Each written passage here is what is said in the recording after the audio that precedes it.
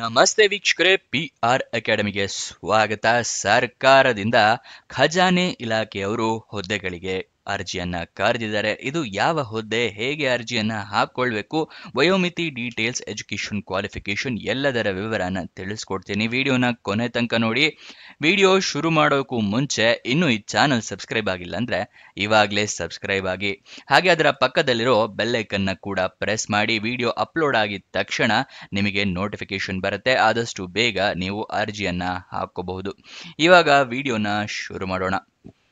Commissioner department of ಟ್ರೆಜರೀಸ್ ಅಂತ ಹೇಳಿದ್ರೆ ಖಜಾನೆ ಇಲಾಖೆಯಿಂದ ಹುದ್ದೆಗಳಿಗೆ ಅರ್ಜಿಯನ್ನ ಕರೆದಿದ್ದಾರೆ. ಉದ್ಯೋಗ ಸ್ಥಳ ಬೆಂಗಳೂರು, ಕರ್ನಾಟಕ. ಟೋಟಲ್ 4 ಹುದ್ದೆ ಖಾಲಿ ಇದೆ.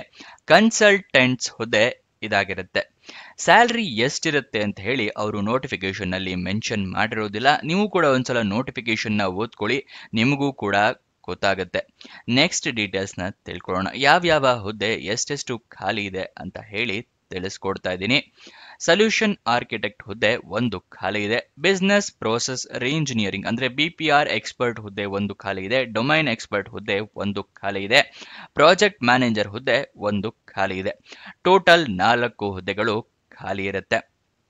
ನೆಕ್ಸ್ಟ್ ನಿಮಗೆ ಅರ್ಜಿಯನ್ನ ಹೇಗೆ ಹಾಕೊಳ್ಳೋದು, ಸೆಲೆಕ್ಷನ್ ಪ್ರೋಸೆಸ್ ವಿವರ ಎಲ್ಲದು ತಿಳಿಸ್ಕೊಡ್ತೀನಿ. ಅದಕ್ಕಿಂತ ಮುಂಚೆ ಇನ್ನು ಈ ವಿಡಿಯೋಗೆ ಲೈಕ್ ಮಾಡಿಲ್ಲ ಅಂತ ಹೇಳಿದ್ರೆ ಆ ಲೈಕ್ ಬಟನ್ ನ ಪ್ರೆಸ್ ಮಾಡಿ. ನೀವು ಲೈಕ್ ಮಾಡಿದಾಗ ಇನ್ನೂ ಹಲವಾರು ಜನರಿಗೆ ಈ ವಿಡಿಯೋ ತಲುಪುತ್ತೆ, ಮತ್ತೆ ನಮಗೂ ಕೂಡ ವಿಡಿಯೋ ಮಾಡಬೇಕು ಅಂತ ಹೇಳಿ ಒಂದು ಪ್ರೋತ್ಸಾಹ ಸಿಗುತ್ತೆ. ಮತ್ತೆ ನಿಮಗೇನಾದ್ರೂ ಗೊತ್ತಿರಲಿಲ್ಲ ಅಂತ ಹೇಳಿದ್ರೆ ನಾವು ವೆಬ್ಸೈಟ್ ನ ಕ್ರಿಯೇಟ್ ಮಾಡಿದೀವಿ. ಯಾವ ವೆಬ್ಸೈಟ್ ಅಂತ ಕೇಳ್ತಾ ಇದ್ದೀರಾ? ನಮ್ಮದೇ ವೆಬ್ಸೈಟ್ ಕಂಡ್ರಿ, prgovernmentjobs.com ಅಂತ ಹೇಳಿ, ಅಂದ್ರೆ prgovtjobs.com ಅಂತ ಹೇಳಿ ನಿಮಗೆ ಹೊಸ ವೆಬ್ಸೈಟ್ ನ ಕ್ರಿಯೇಟ್ ಮಾಡಿದೀವಿ. ಇದರ ಲಿಂಕು ಡಿಸ್ಕ್ರಿಪ್ಷನ್ ಮತ್ತೆ ಕಮೆಂಟ್ ಬಾಕ್ಸ್ ನಲ್ಲಿ ಕೊಟ್ಟಿದ್ವಿ. ಏನಕ್ಕೆ ವೆಬ್ಸೈಟ್ ಕ್ರಿಯೇಟ್ ಮಾಡಿದೀವಿ ಅಂದ್ರೆ ಯೂಟ್ಯೂಬ್ ನಲ್ಲಿ 2 ರಿಂದ 3 ಜಾಬ್ ಡೀಟೇಲ್ಸ್ ತಿಳಿಸ್ಕೊಡ್ಬೋದು ಪ್ರತಿದಿನಕ್ಕೆ. ಆದ್ರೆ ವೆಬ್ಸೈಟ್ ಕ್ರಿಯೇಟ್ ಮಾಡಿದ್ರೆ ಪ್ರತಿದಿನಕ್ಕೆ ಹಲವಾರು ಜಾಬ್ ಡೀಟೇಲ್ಸ್ ನ ತಿಳಿಸ್ಕೊಡ್ಬೋದು ಅಂತ ಹೇಳಿ ಕ್ರಿಯೇಟ್ ಮಾಡಿದ್ವಿ. ಇದನ್ನ ಸದುಪಯೋಗ ಪಡಿಸ್ಕೊಳ್ಳಿ. ಅದ್ರ ಕಮೆಂಟ್ ಬಾಕ್ಸ್ ಅಥವಾ ಡಿಸ್ಕ್ರಿಪ್ಷನ್ ಇಂದ ಕ್ಲಿಕ್ ಮಾಡಿದ್ರೆ ಈ ರೀತಿ ಒಂದು ಪೇಜ್ ಓಪನ್ ಆಗುತ್ತೆ ನಮ್ಮ ವೆಬ್ಸೈಟ್. ಇಲ್ಲಿ ಕರ್ನಾಟಕ ಗೌರ್ಮೆಂಟ್ ಜಾಬ್ಸು, ಇಲ್ಲಿ central government 10th pass 12th pass degree jobs, ಈ ತರ ಹಲವಾರು ಕೆಟಗರಿಯ ಜಾಬ್ಸ್ ಇದೆ. ನಿಮ್ಮ ಎಜುಕೇಶನ್ ಕ್ವಾಲಿಫಿಕೇಶನ್ಗೆ ಯಾವ್ದು ಸೂಟ್ ಆಗುತ್ತೆ ನೋಡಿ ಅದನ್ನ ಕ್ಲಿಕ್ ಮಾಡ್ಕೊಳ್ಳಿ.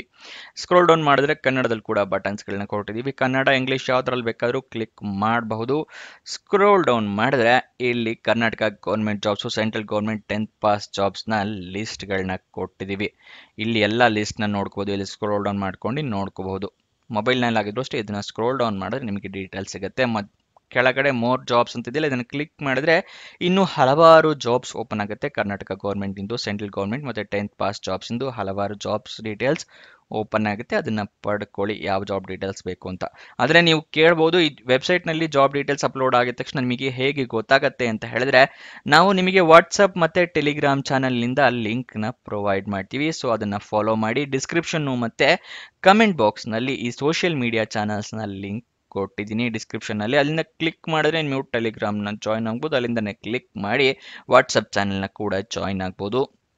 ಪ್ರತಿದಿನ ಜಾಬ್ ಡೀಟೇಲ್ಸ್ ಅಪ್ಲೋಡ್ ಆಗಿದ ತಕ್ಷಣ ಈ ಜಾಬ್ ಡೀಟೇಲ್ಸ್ ಅಪ್ಲೋಡ್ ಆಗಿದೆ, ಇದರ ಲಿಂಕ್ ಅಂತ ಹೇಳಿ ನಿಮಗೆ ಪ್ರೊವೈಡ್ ಮಾಡ್ತೀವಿ. ಮತ್ತೆ ಕೊನೆ ದಿನಾಂಕ ಹತ್ತಿರ ಬರ್ತಿದ್ದಾಗೆ ಈ ಜಾಬ್ಸ್ ಕೊನೆಗೊಳ್ತಾ ಇದೆ ಅಂತ ಹೇಳಿ ಅದರ ಲಿಂಕ್ ಕೊಡ್ತೀವಿ. ನೀವು ಆದಷ್ಟು ಬೇಗ ಅರ್ಜಿಯನ್ನ ಹಾಕೊಳ್ಳಕ್ಕೆ ಹೆಲ್ಪ್ ಆಗುತ್ತೆ. ವಾಟ್ಸಪ್ ಮತ್ತೆ ಟೆಲಿಗ್ರಾಮ್ ನ ಜಾಯ್ನ್ ಆಗೋದು ಮರಿಬೇಡಿ.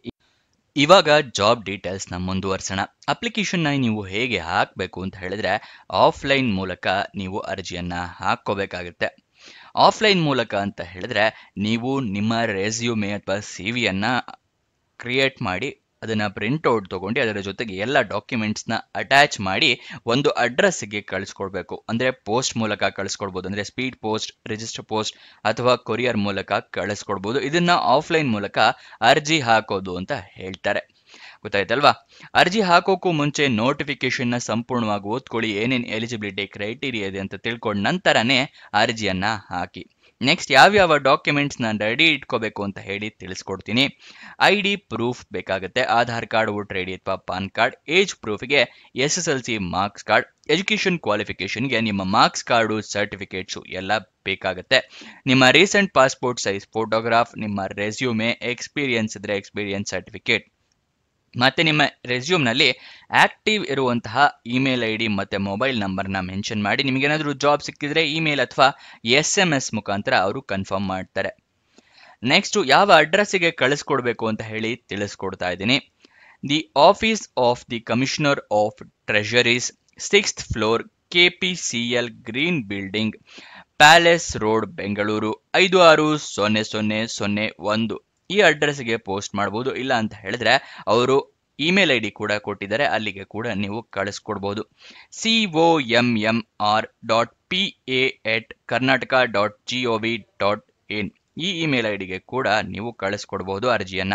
ಇದೆರಡನ್ನು ಸ್ಕ್ರೀನ್ಶಾಟ್ ಬೇಕು ಅಂದ್ರೆ ತಗೊಳ್ಳಿ, ಇದು ನೋಟಿಫಿಕೇಶನ್ ಅಲ್ಲೂ ಕೂಡ ಮೆನ್ಷನ್ ಇರುತ್ತೆ. ಅರ್ಜಿ ಓಪನ್ ಆಗಿದ್ದ ದಿನಾಂಕ 19 ಆಗಸ್ಟ್, ಕೊನೆಯ ದಿನಾಂಕ 10 ಸೆಪ್ಟೆಂಬರ್ 2025. ನಿಮಗೆ ಡಿಸ್ಕ್ರಿಪ್ಷನ್ ಮತ್ತೆ ಕಮೆಂಟ್ ಬಾಕ್ಸ್ ನಲ್ಲಿ ಲಿಂಕ್ ಕೊಟ್ಟಿದ್ದೀನಿ ಅಂತ ಹೇಳಿದ್ನಲ್ಲ, ಅದರಲ್ಲಿ ಎರಡನೇ ಲಿಂಕ್ ನ ಕ್ಲಿಕ್ ಮಾಡಿದ್ರೆ ಕಮಿಷನರ್ ಆಫ್ ಡಿಪಾರ್ಟ್ಮೆಂಟ್ ಆಫ್ ಟ್ರೆಷರೀಸ್ ಈ ಲಿಂಕ್ ಓಪನ್ ಆಗುತ್ತೆ. ಅಲ್ಲಿ ಸ್ಕ್ರೋಲ್ ಡೌನ್ ಮಾಡಿ ಫುಲ್ ಕೆಳಗಡೆ ಬಂದ್ರೆ ಅಫಿಷಿಯಲ್ ನೋಟಿಫಿಕೇಶನ್ PDF ಅಂತಿದೆಯಲ್ಲ, ಅದನ್ನ ಕ್ಲಿಕ್ ಮಾಡಿ ನಿಮಗೆ ನೋಟಿಫಿಕೇಶನ್ ಓಪನ್ ಆಗುತ್ತೆ. ಇಲ್ಲಿ ಎಲ್ಲ ಡೀಟೇಲ್ಸ್ ನ ನೀವು ತಿಳ್ಕೋಬಹುದು. ಅದಾದ ನಂತರ ನೆಕ್ಸ್ಟ್ ಶಾರ್ಟ್ ನೋಟಿಫಿಕೇಶನ್ ಕೆಳಗಡೆನೆ ಇದೆ, ಅಂದ್ರೆ ಅದು ಜಸ್ಟ್ ಬ್ರೀಫ್, ಫುಲ್ ಡೀಟೇಲ್ಡ್ ಅಲ್ಲಿ ಇರಲ್ಲ. ಇಲ್ಲಿ ಕ್ಲಿಕ್ ಮಾಡಿ ತೋರಿಸ್ತೀನಿ ನೋಡಿ, ಇದು ಶಾರ್ಟ್ ನೋಟಿಫಿಕೇಶನ್ ಆಗಿರುತ್ತೆ. ಇದನ್ನ ಕೂಡ ನೀವು ಜಸ್ಟ್ ಡೀಟೇಲ್ಸ್ ಸಣ್ಣದಾಗಿ ತಿಳ್ಕೋಬೇಕು ಅಂದ್ರೆ ಶಾರ್ಟ್ ನೋಟಿಫಿಕೇಶನ್ ನ ಕೂಡ ಓದ್ಕೋಬಹುದು. ನೆಕ್ಸ್ಟ್ ನಿಮಗೆ ಅಫಿಷಿಯಲ್ ವೆಬ್ಸೈಟ್ ಅಡ್ರೆಸ್ ಬೇಕು ಅಂತ ಹೇಳಿದ್ರೆ khajane.karnataka.gov.in. ಸ್ಪೆಲ್ ಬೇಕು ಅಂತ ಹೇಳಿದ್ರೆ, ಸ್ಪೆಲ್ಲಿಂಗ್ ಬೇಕು ಅಂತ ಹೇಳಿದ್ರೆ ಸ್ಪೆಲ್ ಮಾಡ್ತೀನಿ, KHAJANE.KARNATAKA.gov.in. ಇದು ಅಫಿಷಿಯಲ್ ವೆಬ್ಸೈಟ್ ನ ಅಡ್ರೆಸ್ ಆಗಿರುತ್ತೆ. ಅಲ್ಲಿಂದ ಕೂಡ ನೀವು ಜಾಬ್ ಡೀಟೇಲ್ಸ್ ನ ತಿಳ್ಕೋಬಹುದು. ಇವಾಗ ವಯೋಮಿತಿಯ ಡೀಟೇಲ್ಸ್ ನೋಡೋದಾದ್ರೆ, ಅವರು ವಯೋಮಿತಿಯ ಡೀಟೇಲ್ಸ್ ನ ನೋಟಿಫಿಕೇಶನ್ ಅಲ್ಲಿ ಕೊಟ್ಟಿರೋದಿಲ್ಲ. ನೀವು ಕೂಡ ಒಂದ್ಸಲ ನೋಟಿಫಿಕೇಶನ್ ನ ಓದ್ಕೊಳ್ಳಿ. ಎಲ್ಲಾ ಹುದ್ದೆಗೂ BE ಅಥವಾ BTech ಆಗಿರ್ಬೇಕಾಗತ್ತೆ ಅರ್ಜಿಯನ್ನ ಹಾಕೊಳ್ಳೋದಕ್ಕೆ. ಇದಿಷ್ಟು ಈ ಜಾಬ್ ನ ವಿವರ. ಏನೇ ಡೌಟ್ಸ್ ಅಥವಾ ಕ್ವಶನ್ಸ್ ಇದೆ ಅಂತ ಹೇಳಿದ್ರೆ ಕಮೆಂಟ್ ಬಾಕ್ಸ್ ನಲ್ಲಿ ಕಮೆಂಟ್ ಮಾಡಿ, ನಾವು ಉತ್ತರ ಕೊಡೋದಕ್ಕೆ ಪ್ರಯತ್ನ ಮಾಡ್ತೀವಿ. ಇನ್ನೊಂದು ಜಾಬ್ ವಿಡಿಯೋ ಜೊತೆ ಸಿಗೋಣ. ಬಾಯ್ ಬಾಯ್.